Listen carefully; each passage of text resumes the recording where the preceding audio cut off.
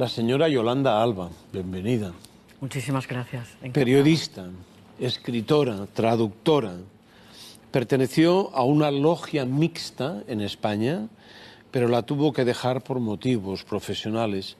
Ha publicado, entre otros, este libro, Masonas, Historia de la Masonería Femenina, editada por la editorial Almuzara. ¿Usted diría que la masonería es una especie de club selecto? De alguna manera sí, pero de muchas otras no. Si algo define a la masonería, precisamente es la interrelación entre clases, entre géneros, entre opciones sexuales, entre diversas facciones y facetas de un ser humano. Por supuesto, ese interclasismo es una cosa muy peculiar a la masonería. En muy pocas otras organizaciones, gente de diferentes creencias, de diferentes pensamientos, de diferentes ideologías, puede trabajar junta para un perfeccionamiento personal y a la vez un perfeccionamiento en común de la humanidad. Un club selecto, es indudable que las mujeres masonas entran en la masonería arropadas, digamos, por el movimiento de la Ilustración, que es a la vez de donde surgirá un poco el feminismo. Es un club selecto en el aspecto en el que la mujer no era considerada una ciudadana hasta las revoluciones posteriores. Vivía bajo la tutela del varón. Indudablemente accedían a la masonería mujeres de alta cualificación, ya fuera social, ya fuera económica o ya fuera intelectual.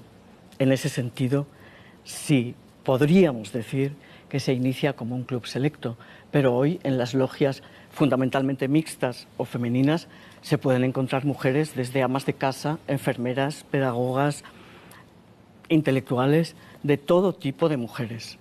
No sería un club selecto. Si entendemos selecto por una escuela de filosofía, que yo creo que es lo que es hoy la masonería, una escuela que te enseña a pensar en común, a poner las diferencias aparte, a trabajar sobre lo que nos une y no sobre lo que nos separa, bueno, en ese sentido sí se podría decir. Hasta ahora la masonería parecía un club machista. Bueno, yo creo que en la historia lo fue y todavía hoy se pueden entender dos clases de masonería. La fundacional, hablamos siempre de masonería especulativa, o sea, la que nace, la masonería filosófica, la que nace en el siglo XVIII y de la que celebramos los 300 años. Sin duda ninguna es la llamada masonería regular, pero existe otra masonería que surge en Francia en el siglo XVIII también, a finales del siglo XVIII, que es la llamada masonería liberal o adogmática, que difiere cualitativamente en cuanto a la aceptación de mujeres, fundamentalmente, pero también en cuanto a la libertad de creencia. Sería la masonería no dogmática. ¿En la masonería hay malos tratos a mujeres? Los ha habido, sí.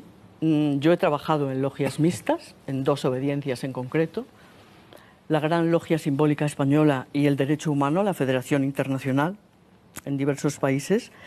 Bueno, yo no diría malos tratos, pero sí un cierto micromachismo, unos ciertos micromachismos que pueden surgir cuando de verdad algunas mujeres han denunciado que no son tratadas al mismo nivel de igualdad.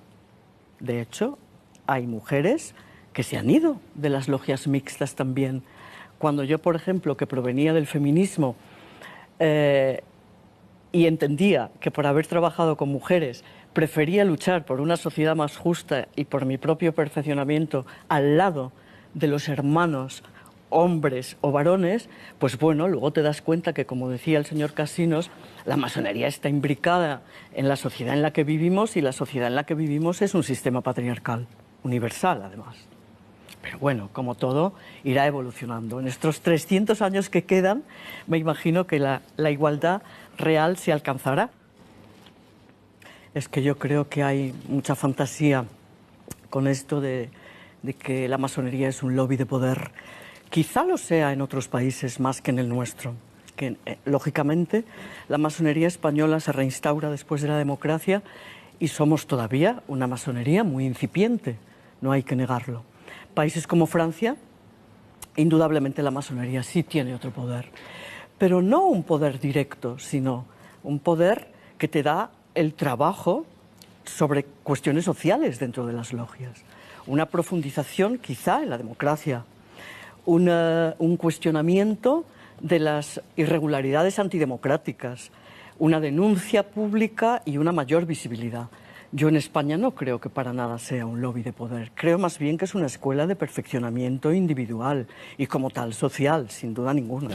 No, algo muy breve, yo creo que la religión y la política o la ideología son cosas que realmente separan.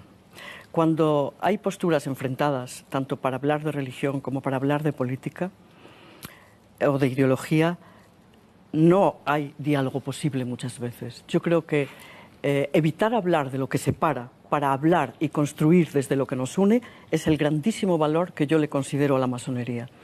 En ese aspecto, la masonería puede y promoverá siempre el consenso, el diálogo, la tolerancia y el respeto a las opiniones divergentes. Precisamente en Logia, uno de los grandísimos valores que tiene el trabajo masónico es construir desde la diferencia y aprender a respetar una opinión o una creencia que es contraria a la tuya y darle exactamente el mismo valor. Yo creo que esto es buenísimo para la democracia y fomenta el diálogo entre las diferencias. Exactamente. Bueno, yo creo que era un gran frustrado. Franco quiso ser masón. Bueno, eso es el un señor mito, Casinos, eso se dice, no se ha el señor demostrado. Casinos escribió un libro fantástico que es Franco contra los masones. Su padre y su tío lo eran, y su hermano lo eran, y él quiso serlo en una logia militar en Larache, ¿no? Realmente no fue aceptado. Y yo creo que todo proviene, quizá Patricia, que es psicóloga, lo podría explicar muchísimo mejor, de una grandísima frustración de la que nace ese odio terrible que le hizo asesinar a toda la masonería española, ¿no? Sí, Bueno, para mí, incuestionablemente, claro, son tantas y tantas y tantas que además han sido ocultadas y que la gente normalmente no conoce, pero fundamentalmente, y como española, Clara Campoamor.